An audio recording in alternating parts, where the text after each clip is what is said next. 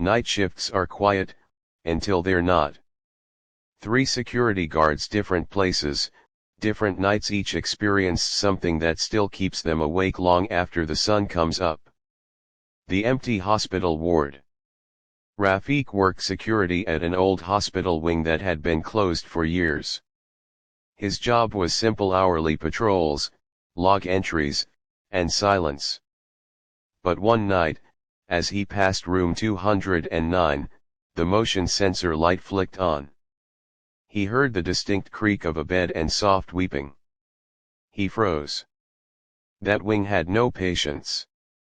When he shined his flashlight inside, the bed was perfectly made. But the crying continued from under the bed.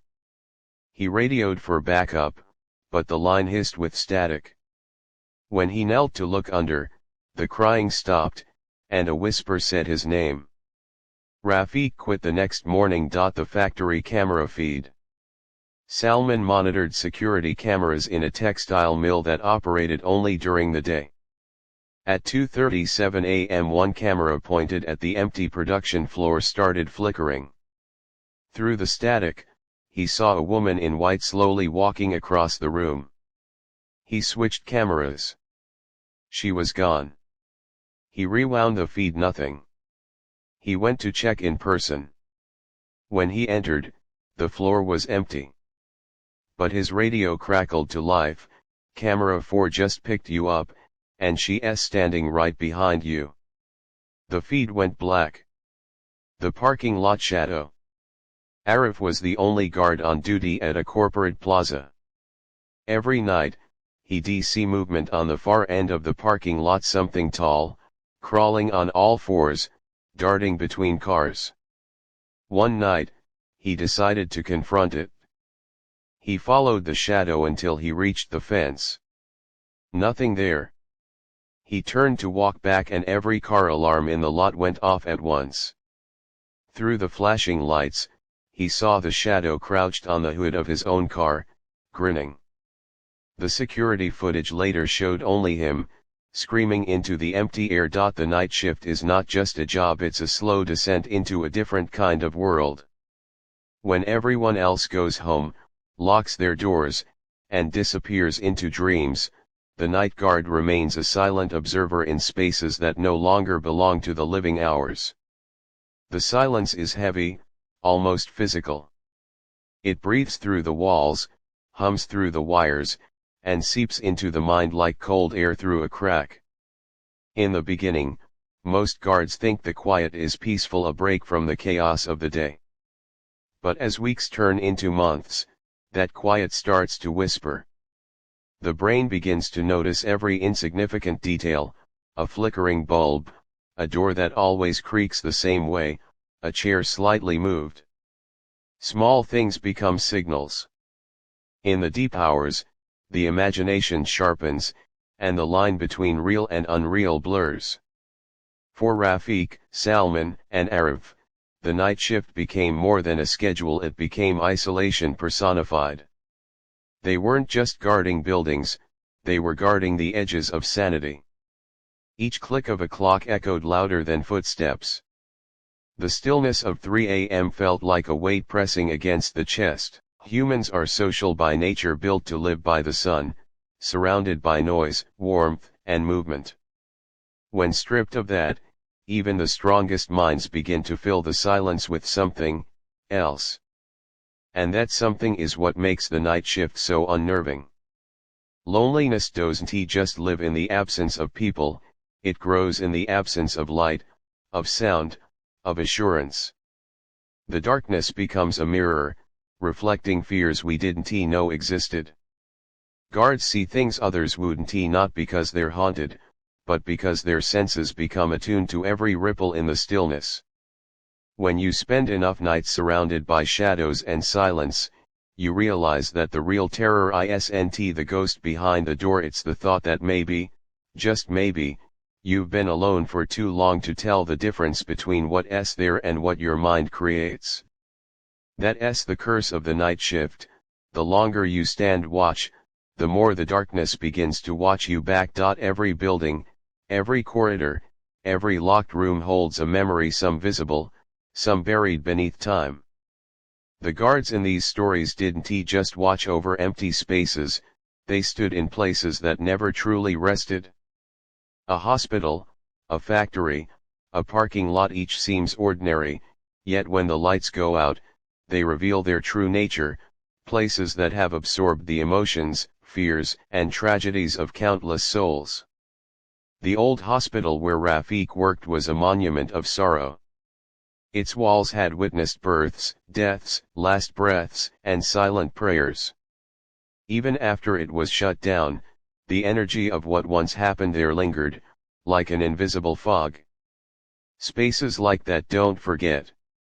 The air remembers the pain, the desperation, the hope, all the energy that humans leave behind. So when Rafiq heard weeping in the empty ward, maybe it wasn't a ghost, maybe it was the building itself mourning what it had seen. Then there was the textile factory, once alive with the rhythm of machines and human labor. Now silent, it echoed with the ghosts of repetition, the cycle of endless motion that once defined it. Factories are strange places when abandoned. The steel, the dust, the empty conveyor belts, all of it hums with residual energy. When Salman saw that woman walking across the factory floor, it might not have been a spirit in the traditional sense. It could have been an imprint, a replay of something that once was. Time doesn't always move forward in such places, sometimes it loops, showing fragments of the past to those unlucky enough to watch. An Arif's parking lot, a space meant for movement, for strangers who come and go without leaving a trace. But when it's empty, it becomes a desert of silence. The shadows stretch longer, the wind sounds like whispers between cars, and the loneliness becomes almost sentient. These are the places that never sleep, not because they're haunted by ghosts, but because they're haunted by memory. When the guards walked those grounds at night, they weren't just patrolling property, they were trespassing through time. The walls, the floors, the empty spaces, they all remembered. And sometimes, when the hour is right, they choose to remember out loud. When night falls, and silence becomes the only companion, the mind clings to the things it can control: the flashlight's beam, the hum of the security monitor, the static of the radio. For the night guards, these tools are lifelines, the fragile threads that tie them to reality. But when those tools begin to fail, when the radio hisses, the camera distorts, or the lights flicker, something inside begins to unravel. The boundary between the real and the unreal starts to fade, one glitch at a time. Rafiq's radio was the first to betray him.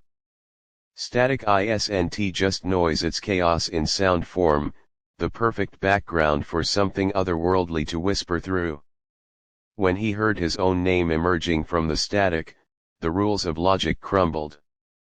Radios are supposed to connect people, yet his turned into a doorway for something unseen. That single moment, hearing what shouldn't be possible, marked the beginning of his psychological fracture.